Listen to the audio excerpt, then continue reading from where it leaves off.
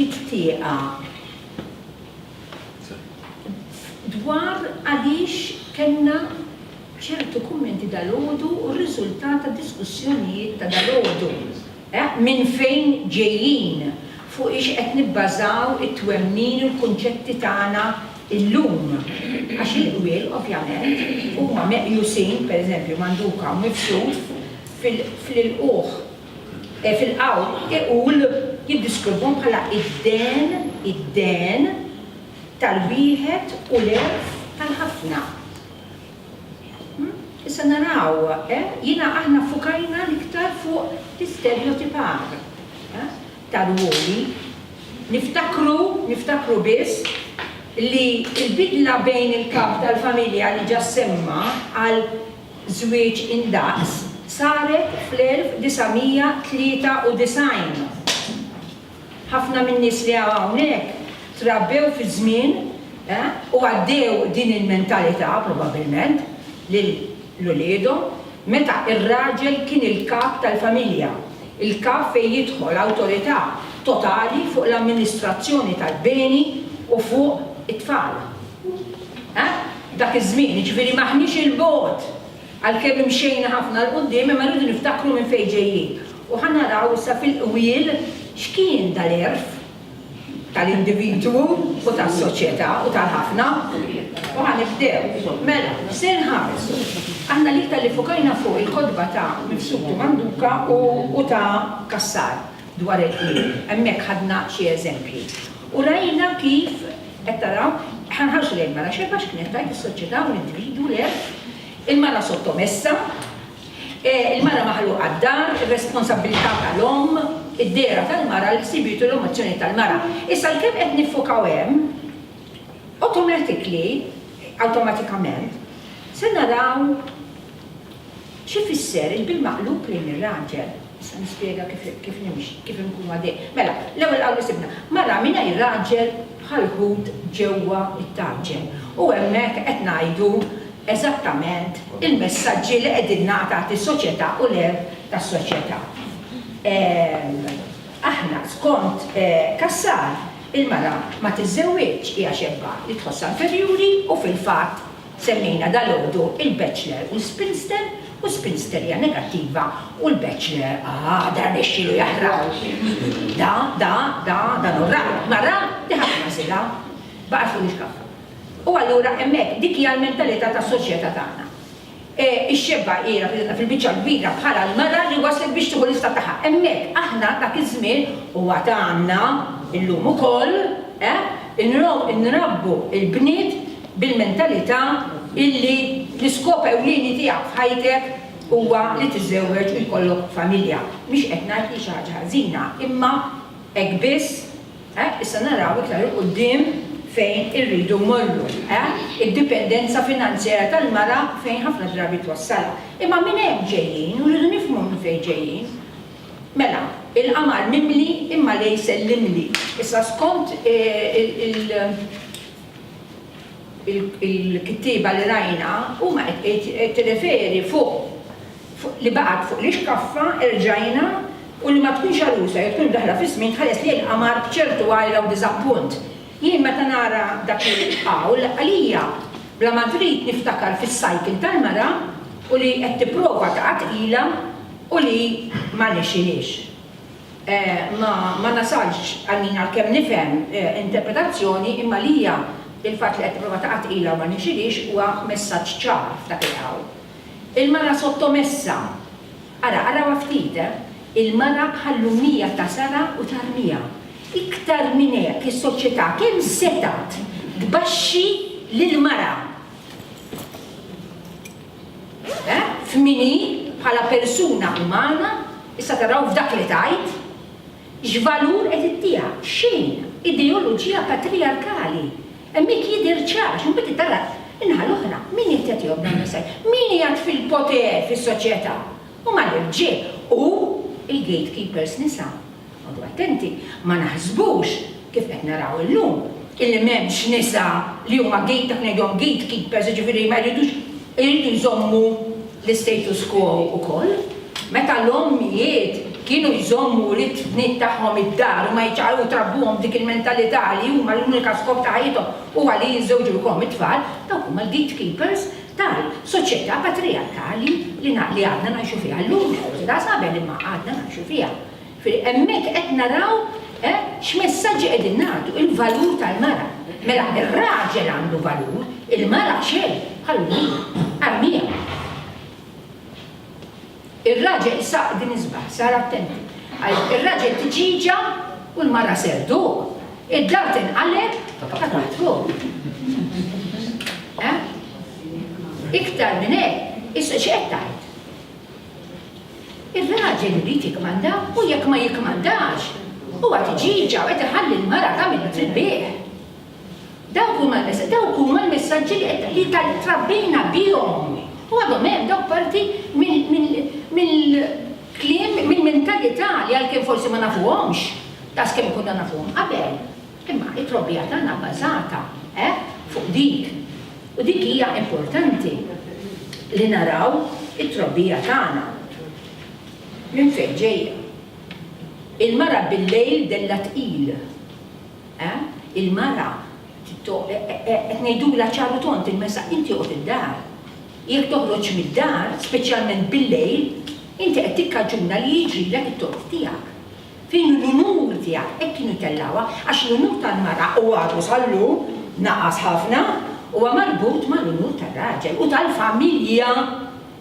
U tal-familja qabel hawn ħafna minnkom tal-età tiegħi li jiftakar illi meta tfajla kienet taqatilha kien diżunur kbir mhux għaliha biss imma għall-familja u ġġielidna ħafna biex tinsirna aħna dan it-tabu fis-soċjetà tagħna għax l-unur tal-familja u kienu jkeċċuhom barra mid-dar u dawn jkeċċuhom ftit imma ta' għax inti kissirt l-unur tagħna tal-familja tagħna għax il-mara hija konsidrata l-proprjetà tal-familja. U allura meta tagħmel ċerti affarijiet, tagħmel ċerti affarijiet qed twaqqa' mhux biss unura imma iktar importanti l-unur tal-familja u tal-irġiel għax huma l-kapijiet tal-familja. U allura hemmhekk qed naraw ċar allura l-irġiel biex x'qed ngħidulu, ir-raġel x'qed ngħidulu hekk. Ma l-raġel ma jimpurtax, jagħmel li jrid. Għax waqt li l-mara qed ngħidu ħaġa, li l-raġel huwa esklus. Allura, il-mara dawn l-affarijiet fuq il-mara qed nixtu l-piż, mhux fuq ir-raġel. Iż-żwieġ jiġbrok, ġejna fejn konna qabel. Iż-żwieġ jiġbrok għax issa għandek l-unur is-salvagwardjat għax inti miż-żewġa. Jiġbrok għax inti għandek min juħsibek, għax aħna dejjem konna bil-mentalità qabel fil-kontratti kien ikollok jekk m'intix miż-żewġa nissem bin missierek. Inti minti tiegħek innifsek qatt. Inti jew l-mara ta' dak, ir-raġel qatt ma ngħidulu. Inti ir-raġel ta' dik, għalhekk il-mara ta' dak u kif għadna dal-uttu.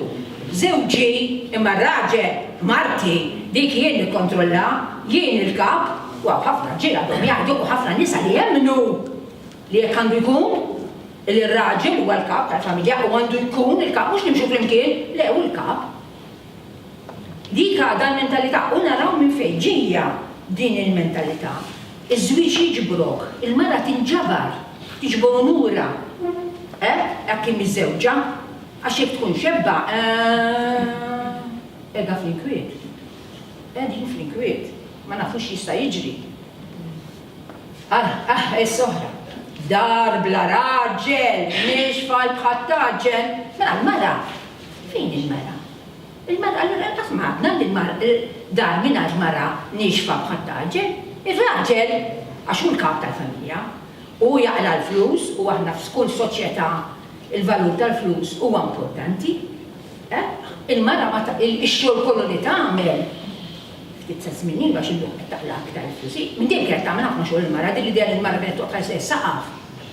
Ir-riċerkaturi li nagħmlu ieħor kienet taħdem fl-ambitu tal-familja, tad-dar, fl-elieq, fit-trabbi l-annimali, tagħmel il-Londri, kienet toħroġ ukoll, meta kien ikun hemm bżonn kienet toħroġ ukoll taħdem man-nies u jiġi l-periklu meta kienet taħdem man-nies u hekk jgħidlek il-qawl sa naraw.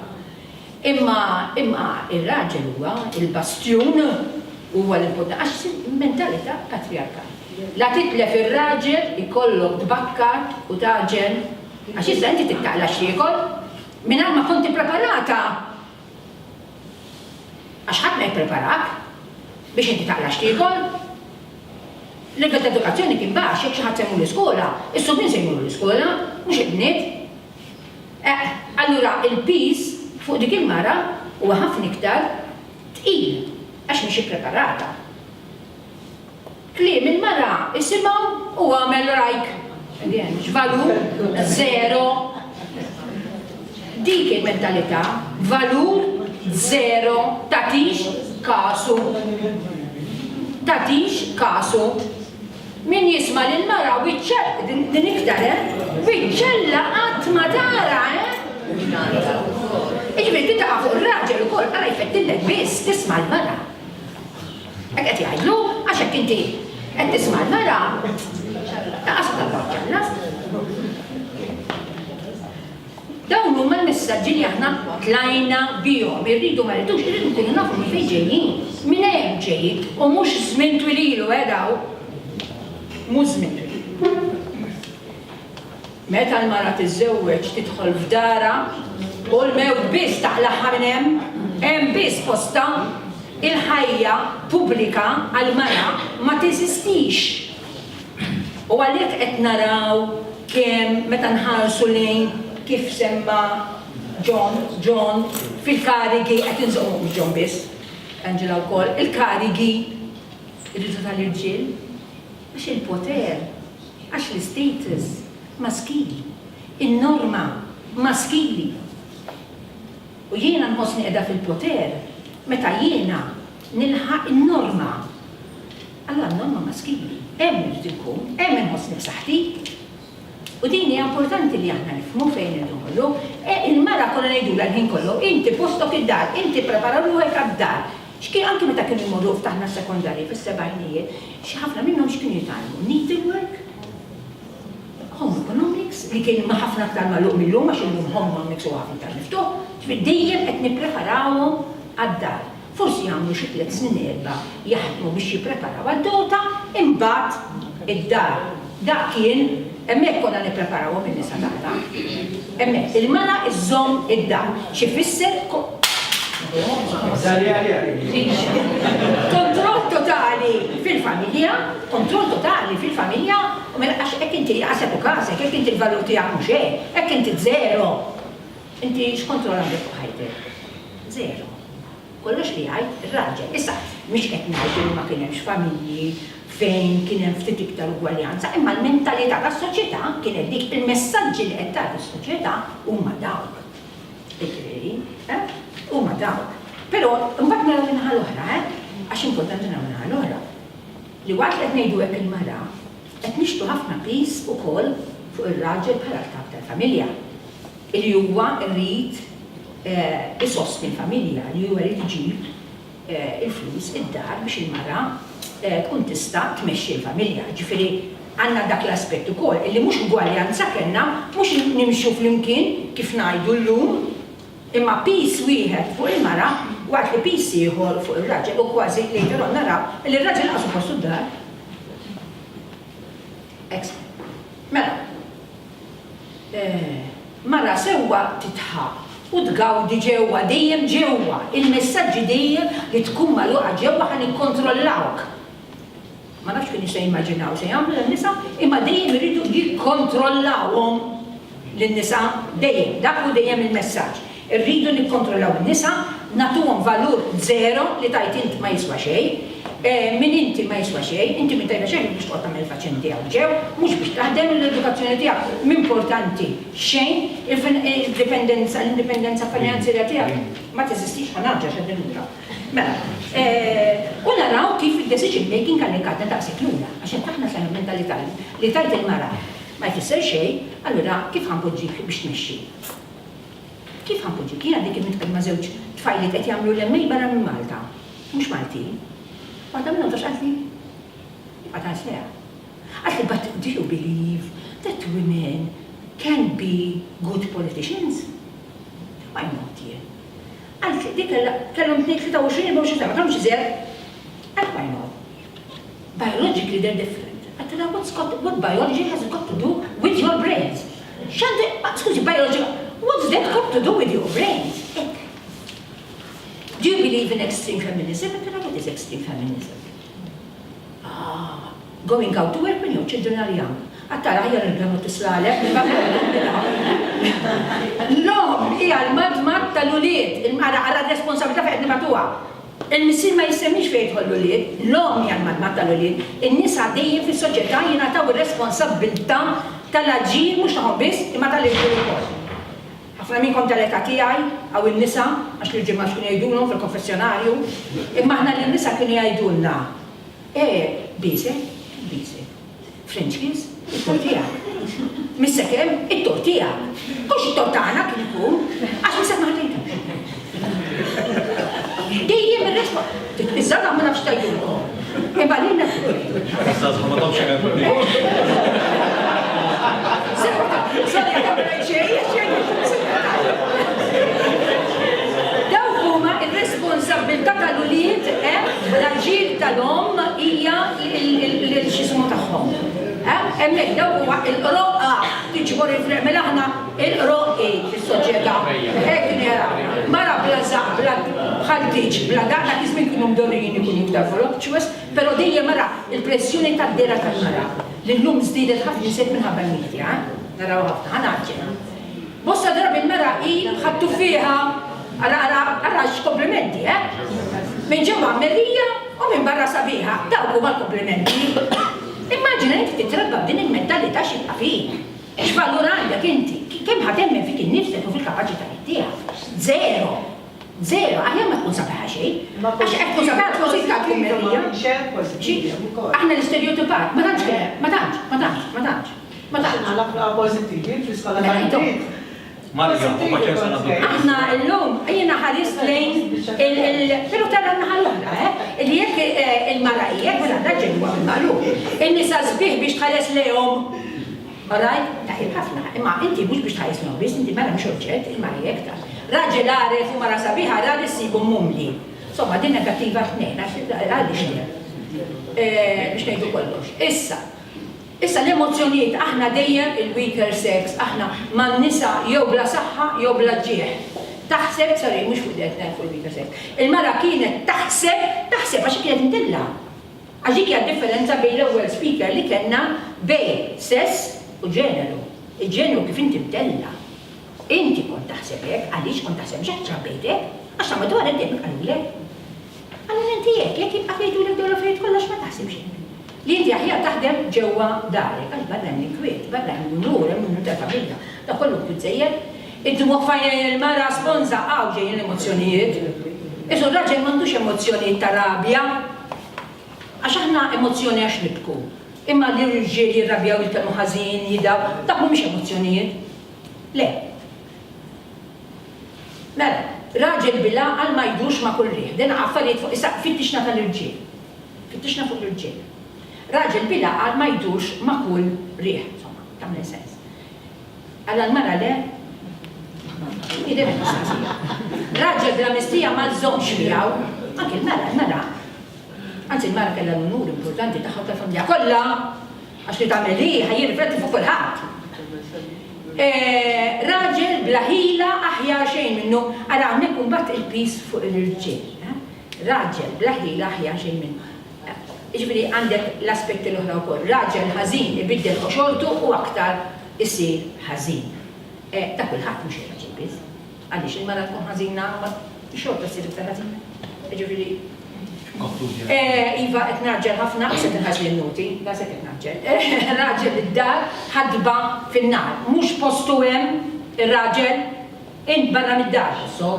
U fil-fatt kienu jagħmlu u għadu ħafna u l-ġej kif jaslu wara x-xogħol mod każin, ġifieri mhux qed nitkellmu fuq affarijiet ta' barra minn hawn. In-nisa qatt ma jieħdu gost li jkollhom ma din l-interpretazzjoni tagħha ta' Kassar kienet ta' Kassar di ta' mandu. In-nisa qatt ma jieħdu gost li jkollhom l-iżwieġhom ma saqajhom id-dar għax joqogħdu jindaħlulhom. li kien ħalli fidejkom biex tiddeċidu. Ejjina nħobb pjaċir kolli raġel ħalli mhux qed jindaħli, imma l-pis li jkun hemm tax-xogħol li jkun hemm jisa bejnietna. Imma dak iż-żmien laqas hemm ma kien jasal, allura ovvjament jibda jindaħli. Raġel jaħlef u mara tibki temminhomx fli jgħidulek. Hemmhekk qed nuru l-emozzjonijiet tat-tnejn. Raġel ħaddim jiswa, again, il-pis ta' fuq il-raġel li jrid ikun qudiem provider, jrid ikun provider tajjeb għall-familja. Però l-mara le u hawnhekk provajna naraw x'ħarġu minn dal-qwier fuq iż-żewġ naħat, il-karatteristiċi. Mela n-nisa dejjem dipendenti sottomessi għas-soċjetà patriarkali, ir-raġel indipendenti dominanti. Barra mid-dar, jagħmel anzi toġġi dar. Mhux rikonoxxuti u stmati mis-soċjetà bla valur, rikonoxxuti u stmati mis-soċjetà, iż-żwieġ meqjus bħala l-ewlieni, imma waqt ir-raġel mal-kap tal-familja, bla lok ta' żvilupp tal-potenzjal karriera ma kienx teżisti. Ovvjament dawn l-affarijiet sambidlu kienu mistennija javvanzaw fix-xogħol karriera, mistennija n-nisa li jobdu n-normi tas-soċjetà bin-nisa kollox għax in-nisa wkoll il-gatekeepers kienu jaraw li jsirek, għandhom jgħid fuq in-nisa speċjalment fiż-żwieġ. U mhux fiż-żwieġ kollok il-missierek li jgħidu, jekk ma jkunx missierek hemm ħuk li jgħidu. Mhux posthom fid-dinja tax-xogħol, xogħol fid-dar imma u tal-familja. Posthom mhuwiex id-dar tal-irġiel kif qalulhom, bla dinjità u drittijiet ma kinux nieqsa mid-drittijiet. Id-deċiżjonijiet tagħhom m'għandhomx valur, waqt li l-irġiel bil-maqlub għandhom ħafna anzi għal ħares tisma' mill-mara, magħluqin f'darhom responsabbil totali tal-ulied, ma jissemmewx fir-responsabilità tal-ulied, ma sibniex il-wiel fejn jisemmuhom, jista' jkun imma ma sibniex. Meqjusa bħal oġġett sodi fil-prinċipju u l-irġulija u kif sema dal-għodu aħna m'għandniex ekwivalenti ta' irġulija, emotivi u mpinġija bħala passivi, din oħra, u fid-dar inti passiva, ma jsemmu xejn dwar l-emozzjonijiet. Issa, importanti li naraw dik hija konklużjoni, però irridu niftakru li dawn huma issues li aħna hemm bżonn li nikkwestjonjawhom. Ħafna minnhom għadhom realtà fis-soċjetà tagħna, għad hemm minnhom li għadna nemmnu fihom u naraw li ħafna mill-affarijiet li għadna dalgħodu ħareġ ċar li hemm għadhom fis-soċjetà tagħna. Ovvjament, x'inhu l-way forward tagħna? Le, il-way forward hija importanti li aħna nibqgħu niċċallenġjawhom din ir-realtà. Hekk qed naraw madwarna, veru li nisa bla valur, veru mhumiex kapaċi, meta 60% tal-istudenti li jigradwaw mill-università ilhom ma xi 10 snin ikunu nisa. Veru, ir-riżultati qed juruna hekk? Le. Però għadhom qed juruna li fejn jidħlu d-deċiżjonijiet, fejn jidħlu d-deċiżjonijiet u mhux fil-politika biss anki fejn jidħlu t-tmexxija tal-intrapriżi, in-nisa nieqsi ħafna. Fejn jidħol il-politika għadna isna qegħdin fil-ħamsinijiet. Fil-ħamsinijiet kien hemm 10-11% u issa qegħdin l-istess ħaġa. Minn ħamsinijiet għallum ma ċaqlani. Fid-decision making at executive level, fil-boardroom 3% l-inqas aħna, l-inqas. 3%, ġifiri ħanala. Pero rrid nagħmel aċċenn wieħed importanti, badla aħna x'qed jiġi fil-medja. Kif qed jiġu portrayed in-nisa u l-irġiel fil-medja. In-nisa ħafna drabi il-portray li huwa ħafna sesswali u issa anke l-irġiel qed ikun ukoll, mhux in-nisa biss, qed jiżdiedu, però n-nisa irridu nikkwestjonjaw. Diġimgħa kien hemm ittra fil-gazzett kif fil-Facebook u ġebha fil-gazzetta fejn jekk il-marra tkun qed tipparteċipa fil-politika, allura min se jaħsellha? Min se jsaħħilha? Min se jixtri? Hija każa kbira.